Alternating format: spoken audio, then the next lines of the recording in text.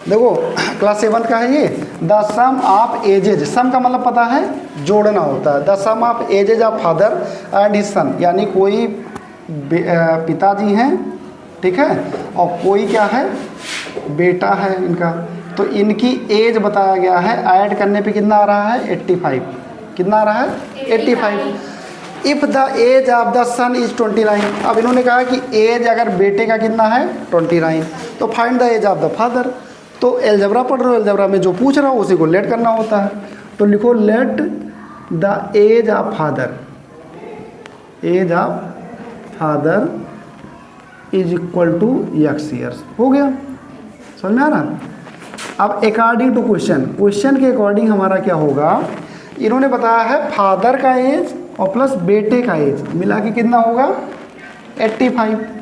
तो फादर का हमने x मान लिया है और बेटे का कितना है, एज ऑफ सन 85, सॉरी यहाँ पे एज ऑफ सन 29, सन का एज कितना है 29 इक्वल टू 85 हो गया।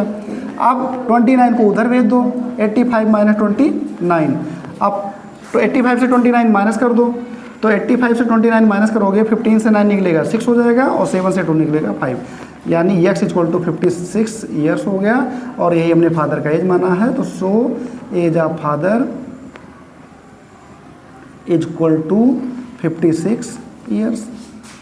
हो गया, एकदम आसान है। फिर से देख लो, the sum of ages of father and son, यानी पिताजी और बेटे की एज का सम यानी जोड़ 85 बताया गया, 85 साल हैं, दोनों जोड़ लिया जाए। If the age of the son, बेटे की एज उन्होंने बताया कि अगर 29 ईयर्स हो, बेटे का एज कंफर्म कर दिया 29 ईयर्स, तो कह रहे हैं पिताजी का क्या होगा, तो पिताजी का हमने मान लिया x ईयर है, ठीक है, x ईयर।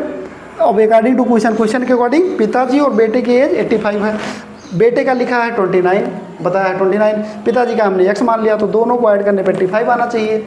तो अब x का वैल्यू निकालना, 29 उधर हमने कर दिया, 85 माइनस 29 माइनस करोगे 56 आ जाएगा। सब्ट्रैक्शन सही है ना, 15 से 9 निकला 6 और यहाँ 7 बचेगा, 7 से 2 निकला 5, तो ये हो जाएगा the age of father equal to 56 years हो गया।